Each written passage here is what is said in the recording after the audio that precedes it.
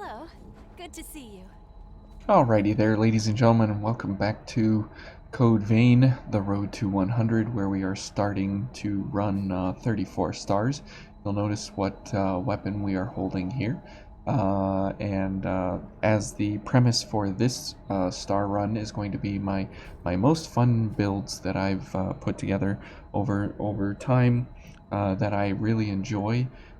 Whether or not they're practical or not, that is completely irrelevant. The whole relevancy of this is that I have a lot of fun with these builds. So this one to start with here is Demeter, and this setup is all about the impulse anchor and getting it to a fairly usable region of damage based on Bridge to Glory.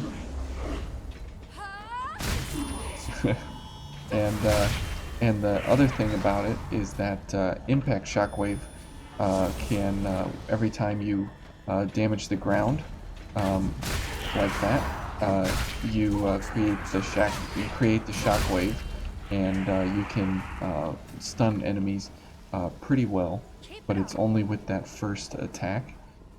So you have to make sure that you don't do other attacks in between. So there's an attack, and as you see that it gets pretty respectable damage overall, and especially when we're gonna pair up with Eva for either the Oliver fight or some other point in between. It does really good damage. So as you see there, the second swing is in the air. So you can't use it to take effect with impact shockwave. So we have to simply, kind of damage the enemy this way. Okay, so let's go for, let's go for Eva. So now you'll see the damage that we're getting is 2534. There we go. So it's pretty good damage overall. And that attack is very fast while you're running. Let's go for a backstab just to get some I-core here. And it's a lot of fun to use the impulse anchor early on, simply because of the fact that it allows you, kind of a forgiving method of playstyle here. Whereas, oops, almost forgot the gifts. Whereas some of the other setups and stuff, they don't allow you the flexibility. And we can go for a Legion Punisher. And as you see there, the attack, because it's such a heavy weapon, it allows us to stagger the enemy pretty well. Alright, and let's go ahead and heal one for why not.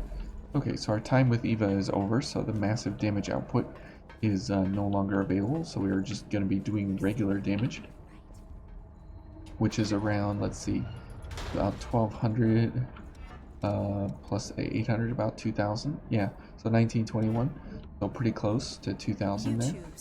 I won't complain if you pick which isn't staggering amounts of damage, but it is fairly respectable.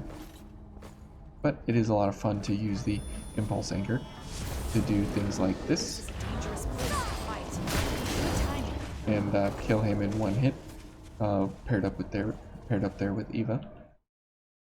Now a lot of the builds through here, you'll see that I'm paired with Eva, and a lot of them you'll see I'm paired with other folks on purpose. So that's all just because of the idea of how everything is going to pair.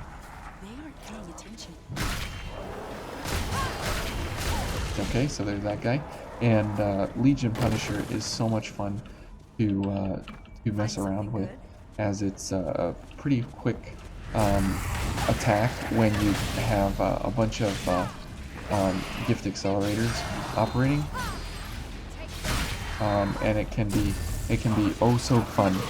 But in the event that you're not able to accelerate it, it can be a real drag on your build. That's why I enjoyed going for the accelerated version. It makes it that much more enjoyable. Whoops. There we go. Whoops. I keep missing these guys. but that's okay. Like I said, when you pair up here in the first area of the game, gameplay can be fairly forgiving, to say the least. So you can make mistakes or not or whatever, and it doesn't matter, and you should be okay. Oops. Okay. Okay. And let's go in for an attack here to stagger these fellas. Very good. And this guy is here. Now you'll see that with the running attack, it explodes up in the air. I have no idea why that does that.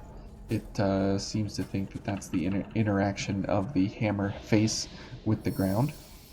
So whatever, sure. The game likes to think certain things at different times, but having normal mobility with this such a heavy weapon is pretty good. Now we can switch to the huge hammer if we want. This has like basically the same exact profile and everything as the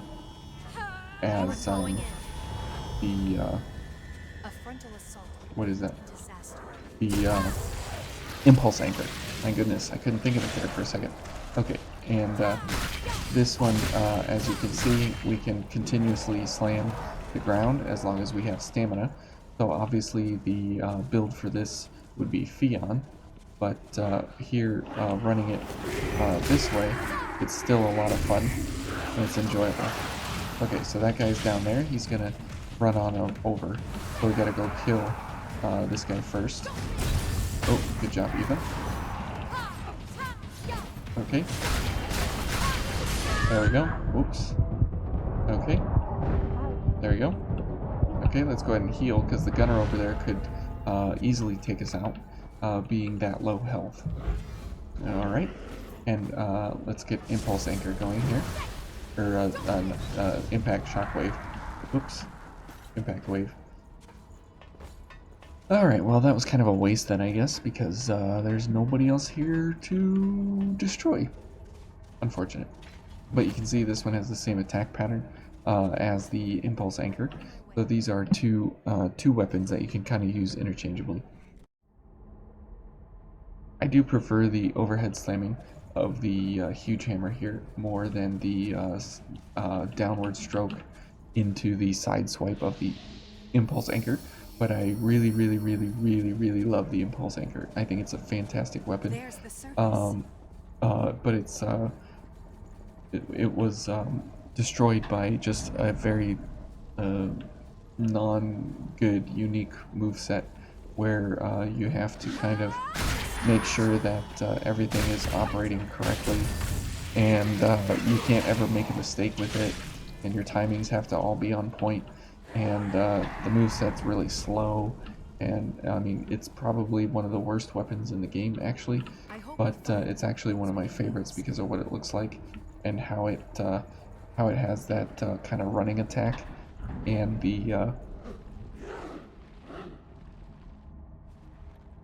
oh, excuse me, and yeah, and and because of the ability of it, of how how it does a side forward attack. I love that animation. I think it's one of the coolest animations. Okay. Whoops. This guy has amazing reach. Okay. I wasn't planning on that, so let's go ahead and heal.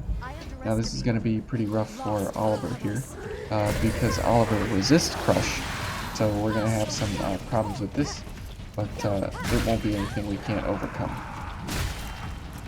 There we go. Okay, let's kill this thing. Kill these slimes, so they don't think about coming around behind us. So now we have enough ichor to go for Eva during the Oliver fight here. I hope to see it restored to its former glory one day. Yeah, me too, sure. Okay, and now he's weak to fire or lightning, so we will go for fire. Alright, and let's go for Eva. And let's go for all the things, because we're going to need all the things. Alright, and this is just a lot of fun for this build, and for the setup and everything. it is a good time when you can use Legion Punisher and some big fat hammers to do damage on the enemy. Oops. Okay, so let's go ahead and do some smashing here. My smashing is better, Oliver. Sorry. There we go. And we need Bridge to Glory to come back here. Okay, so let's let that. There we go. And you can see the stagger potential here, just because of the shockwave. Okay, let's go for some stamina here. Do this. Okay. Oops, he hit me. I didn't think he hit me. There we go. There's another stagger. So you can see the usefulness of impact shockwave. Whoops. Thanks, Eva. Okay. So yeah, and now that Eva is ended here, we're gonna have a bit of a problem. But we can go in for some more staggers. There we go. Now we need to be careful because we need all of our stamina here to dodge as well. And we'll finish him off, maybe? There we go. Okay, so a lot of fun there with Legion Punisher and giant big hammers, being able to smash everything in our path. But the Impulse Anchor, this is a way that you can actually turn it into something useful if you get a gifted version and pair up correctly for it to have you know, pretty good damage coming out of it. But otherwise, it's a fairly useless weapon. There's so many other better things. I mean, even the huge hammer here was better than it was just because of the moveset and so on and so forth. But let's drink some water. But it's definitely a fun build. Now, Demeter does suffer from lack of stamina, so you definitely want to keep that in mind compared to other blood codes that are out there. But it's a very good strength and mind blood code, paired simultaneously, strength and mind, as there's no passive that can do strength and mind simultaneously. So it's a really good blood code to make sure that you have access to strength and mind all at the same time. And as you see, there is no strength and mind here in your passives that you have access to, so it's kind of a unique blood code that goes for strength and mind all at the same time. So anyways, we'll pick up in the where are we going next, the butterfly nest, and we'll pair up with a different blood code there, another fun one, and we'll see you there.